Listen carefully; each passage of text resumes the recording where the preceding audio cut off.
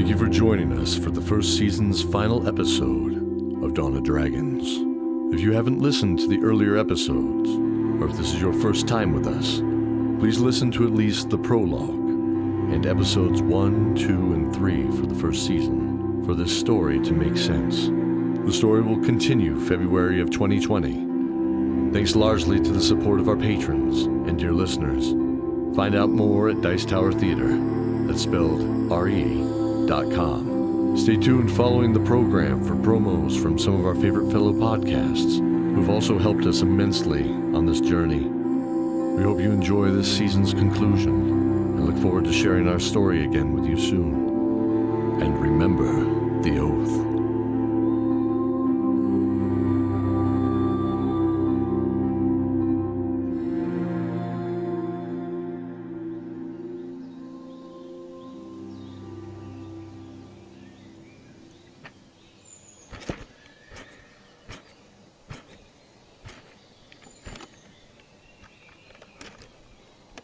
Dawn of Dragons, Season 1, Episode 8. She stood in the center of a stone disk. A six-pointed star of blue and red energy pulsed as it rotated slowly, hovering about her angles. She could smell the tall hedge of the labyrinth before her. The entrance was directly behind the three librarians leading this ceremony. The tall man from yesterday, known as Rue, nodded, and the crowd grew silent. Cordelia, today your story will become part of our library, but first, you must free it from your mind. The woman with the blonde hair and blind eyes stepped forward. We only record the truth. Any story passing by our lips is tainted with some untruth. Our lips betray us, and before we know it, we have lies. Lies are no good to the library. The third librarian stepped forward and pulled back their hood, revealing blue-black hair and chiseled, angular features of the elves. Your memories are shielded in layers of emotion, encapsulating it. It protects the rest of your sanity from being infected by the most horrible of memories. Sometimes these filters can alter the truth. These trials are designed to peel back the layers and record the memory as it plays itself. She took in a deep breath, mentally steeling herself. She had told Benedict of the good dragons that they had to find them, and he had agreed, but no one had seen them for centuries. Now for that nugget of wisdom, she faced her price, reliving her darkest night. You may enter the labyrinth, Cordelia, but be warned, what you face is very much real. To not treat it as such would be foolish. They stepped back and waved her to the opening in the high hedges. As soon as she stepped into the threshold, the silence was deafening. The canopy of growth barely let slivers of light in that danced across the back of her arm. The lemony scent of the leaves and the cool, moist air was welcome. She turned. The hedge was closed, and she was alone. Another left. Cordelia sighed. She had been walking for what felt like an hour, but yet to stumble upon anything other than the occasional twig in the meticulously clean dirt floor. She saw a man, a red cape over his broad and armored shoulders. His familiar raven hair was short-cropped, crowning the handsome face of her cousin. Benedict? He smiled. They sent me to assist you, Cordelia. Apparently, it's to test us both. She hesitated. This wasn't the way she had heard about. One memory to pay. She reached out and felt his arm. It was real. He was real. He laughed. I'm wondering about this puzzle. What do you make of it? Okay, well, let me look at it. He nodded and pointed to the wall where what appeared to be a stone doorway. The door shut tight, but emblazoned were the words, If I drink, I die, but if I eat, I'm fine. I can't think of anything that fits that. She smiled. Maybe a type of cactus? Fire. What? It's fire. Water puts it out, but it needs fuel to burn. Her hands produced a small flame, which she blew gently to the wall. It ignited, the words ablaze, as the door swung open. They walked down a short hall to another door. This one was midnight blue with deep burgundy colors. You cannot see me, hear me, or touch me. I lie behind the stars and alter what is real. I am what you really fear. Close your eyes and I come near. They paused. Cordelia closed her eyes. The dark. Benedict was looking at her. That's it, right? She smiled somewhat uncomfortably as she repeated, The dark. and she snuffed out the candles to either side of the doorway. The door swung open. The door opened to a long hallway. The moist air stuck to the skin. A musty smell of stagnant water and old moss was prominent from the wet stones. Blue-green flames ignited the iron cage torches, along the wall alternating right to left every 12 paces. In the distance she heard chirping, much like a bird, but more guttural and deeper. Benedict tensed up as his eyes narrowed. The sounds grew louder and seemed to be right around the next turn at the end of the corridor. He looked at her concerned. Do you hear that? Yes, what do you suppose it is? He clenched his hand around the hilt of his greatsword, slowly drawing it from the sheath. I'll scout ahead. He sped up his pace to a slight jog, peering around the corner. He looked back at her. Come. This way will be easy. There aren't that many. He bellowed a battle cry as he threw the gleaming silver sword over one shoulder and charged around the corner. The chirping became shrieks, mixed with the ringing steel. Cordelia's heart dropped. She ran to the corner, and her eyes were shocked. 10 4-foot-tall reptilian bodies lay on the ground, clad in dark leather armor and gripping small javelins. Their reddish-orange scales blending with the blood on the floor, their mouths agape in death. Benedict cleaved through another who stood defiant against him. She saw it was protecting something. Behind where the kobold had stood moments prior was an unarmored female, guarding 2 terrified children. Benedict raised the sword high with a roar. No! He spun on her. We are free of them, don't you see? The evil in the wretched little bodies is gone. I have purified them. Her terror turned to anger. He laughed and walked to her. This is as much my test as it is yours, remember? If you stand in my way of completing my test, I will be forced to defeat you as well. Her eyes flared. Little cousin. This wasn't her cousin. This couldn't be the kind-hearted Benedict. She looked down and saw the sword tattoo on her wrist. The same tattoo her mother had. She touched it, and erupting in her hand was a sword of pure orange flame. Benedict roared and lunged at her. She sidestepped the large sword and brought the flame across his back in one simple stroke. He exploded in a shower of green sparks, disappearing into the floor. She stood there in silence. The sword disappeared back into her hand. Cordelia! She looked up, wondering where the familiar voice came from, and saw the kobold smile as she hugged her children. Oh, Cordelia. The scene around her melted away. She saw a third sign before her, but nothing else but an endless void surrounding it. I can bring tears to your eyes, resurrect the dead, make you smile, and reverse time. I form in an instant, but I last a lifetime. This one was easier and harder as she realized the answer. Memory. Sign faded from the sound of her voice, and in the darkness she felt the ground once again beneath her feet. She stood in a red brick kitchen with a long oiled cedar table in the center. The room was filled with merriment and laughter.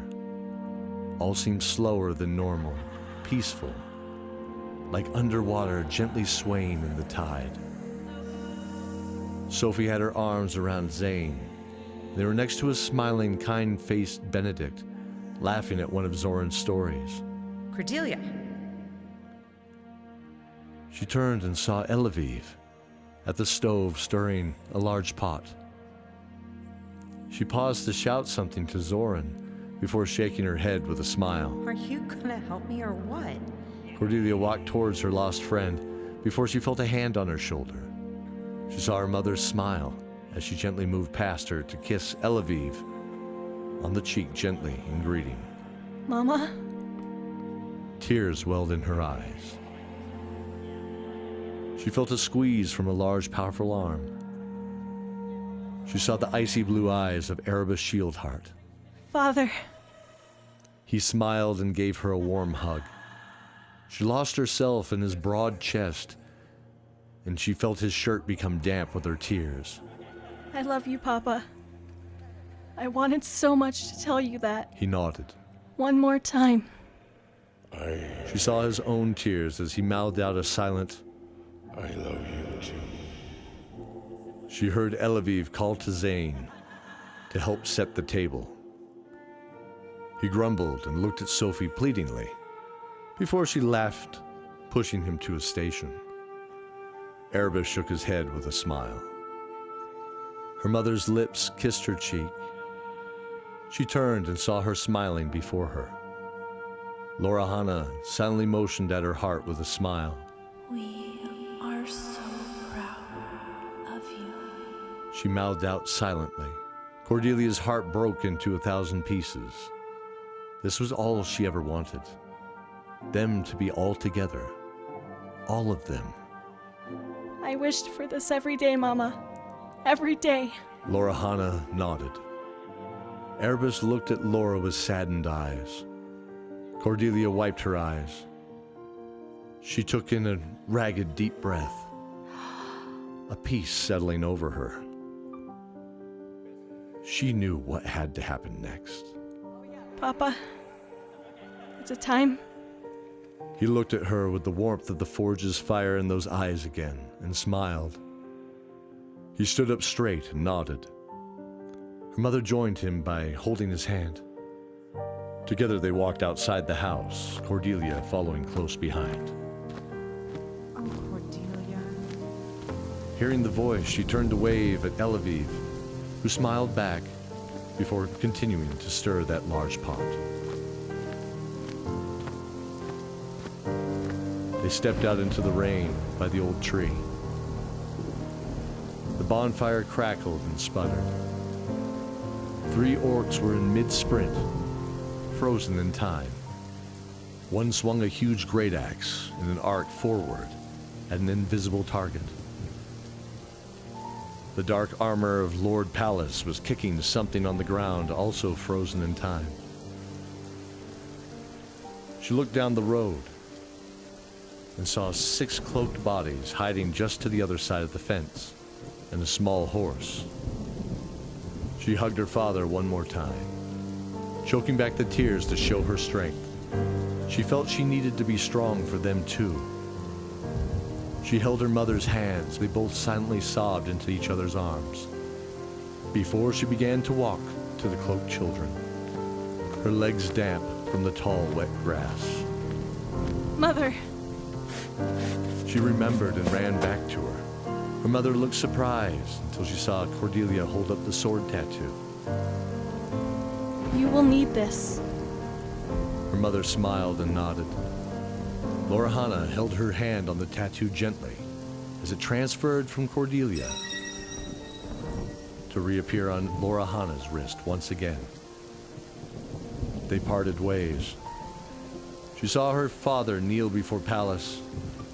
Her mother walked to the field where the orc's great axe gleamed. Cordelia herself walked and knelt behind the smallest of the children. Her black hair dampened from the rain and gently wrapped her arms around her. It's okay, I'm here. Don't worry. I'm here too. We both are now. We will leave together. Her mother smiled at her. Before touching the tattoo, the sword flaring like a mighty torch in her hand. Then time resumed, as the worst night of her life played itself out, all over again.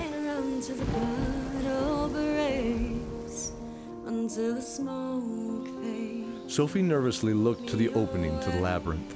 Cordelia has been gone a few hours. Hey, Rue, is she okay? He smiled gently. Yes. Your sister is more free now than she has been in a long time. Zoran pointed at the opening as Cordelia strode out proud and strong. There she is. Benedict stood up with a slight tremble and walked to her.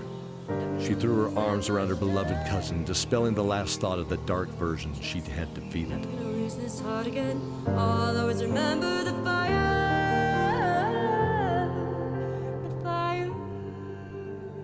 Congratulations, Cordelia. Your story is recorded for others to learn from and gain strength by it. The one-eyed librarian stepped forward. Your debt is paid. You are a librarian here. You may study whenever you like. She nodded. Mr. Zoran, this letter came to us to deliver to you.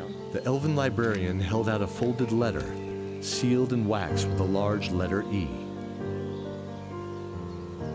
Zoran looked confused at his comrades, who were all curious. Zane shrugged. It's not gonna bite you. Open it up. Come on. Yeah, just come open on, the letter. Come on. it. Yeah. Okay. I'm being invited to a tournament involving the bravest of heroes. They all smiled at it.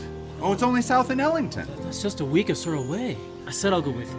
Cordelia can use the time to study, and the rest of the group can rest up. It's been a long journey. Zoran smiled and looked around at his friends. He smiled, thinking of the future.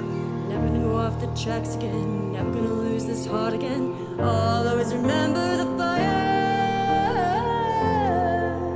The fire. The fire.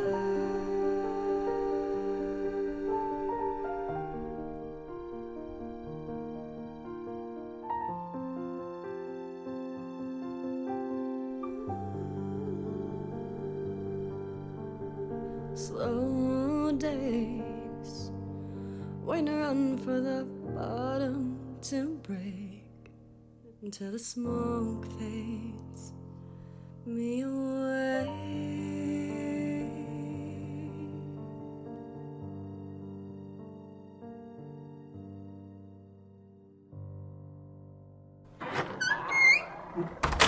Epilogue. Far away, a mailed hand looked at a letter similar by the river. He stroked the gray beard at his chin. His purse was lighter than he wished, and the prize could help him on his way. The white and steel-colored mane of his armored warhorse felt soft under his palm. He thought of someone, and their gentle grace. He smiled in their warm memory as he mounted. A different strong hand put away the letter before jumping on the back of a small pony in the grasslands. The bald head, bulbous nose, and less than charismatic attitude kept many away from this dwarf. It made him laugh. He had no family, no friends of note. But this contest should bring some rivalry, he hoped, clutching the axe in his hands. In the forest, an owl clung to his thin elven shoulders through the robes. He knew this tourney would be another step in his journey for enlightenment. He smiled as fire danced across his knuckles in perfect time. Standing, he began to walk out of the trees to the valley below, cradling the sprawling, rich and robust town of Ellington. The owl leaping from his shoulder to scout the path best suited, thinking of the future.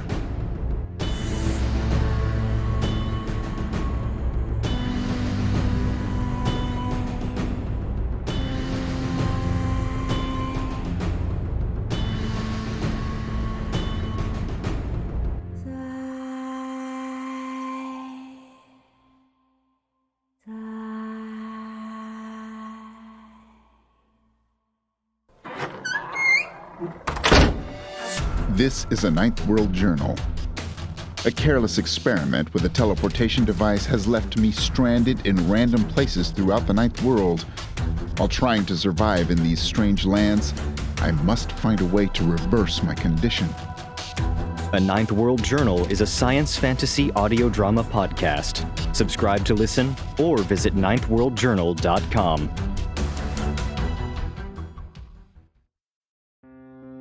Hi, I'm Eric. And I'm Isla. And together we are the hosts of the Bicarian podcast. Let's tell the lovely people what we do. That's a great idea. Bicarian is our answer to the polarizing nature of our society today. We usually have on very compelling guests that are experts in their fields, and we like to do our own deep dives into a lot of interesting subject matter. And discover what's underneath the rhetoric and reactions that show up kind of everywhere. We also cover a lot of topics, everything from politics to current events to geek culture. We find a lot of different compelling things to talk about on our shows. If you're like us and want to explore multiple ways of looking at things, we hope you'll join us. So please check us out on Bicarian.com for current and past shows. And come and be part of the conversation by following us on your favorite social media platform. Every holiday season deserves a great story. Join a young girl named Charlie as she struggles with her own personal loss while being swept into a whole new world filled with action, mystery, danger, and high-stakes adventure.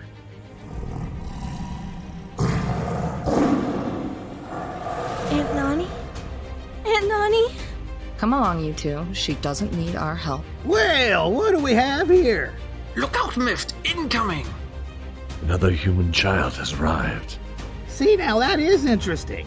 We don't mean you any harm. We've been sent by Adeline.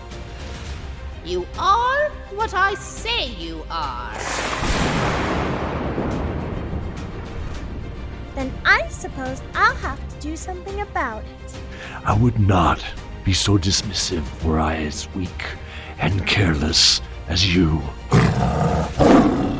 This holiday season, join Happy-Go-Lucky and all of our friends from the gigantic adventures of Jeff and Simon, Dice Tower Theater, Elderberry Tales, Pitchforks and Pomegranates, Kid Cryptid, Drive With Us, Top of the Round, Podcast Reviews, Podcast, Unnecessary Evil, and many more as we bring the next holiday classic to life. Very bright. Very bright. Very bright. Subscribe now. Charlie Saves Christmas, an audio drama podcast. Opens soon. You'll just have to come back for it.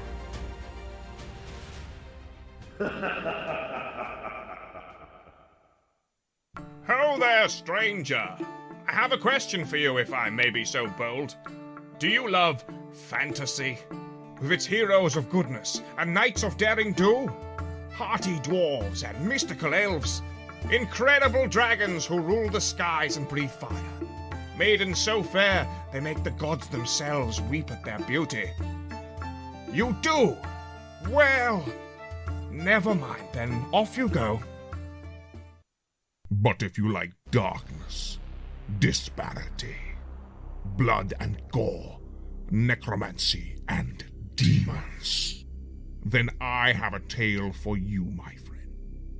For in the world of Aetheran, there is but a glimmer of light amongst the coming shadow. The eternal darkness is spreading its influence from the world beyond, seeking to wash over the land like a dark tide. All is doomed. But there is still hope. A candle burns within the gloom for those that seek to walk within the light. The Knights of the Argent Order, warriors and wielders of magic, trained solely in the arts of demonic eradication. These brave few will battle to the last in hopes of securing a future for all mankind. Be steadfast, be stoic, remain vigilant, for here death awaits all in the world of Aetheran. Available on all podcasting platforms, including Apple Podcasts, Stitcher, Castbox, and Spotify. Search Dark Saga Aetherin to subscribe now.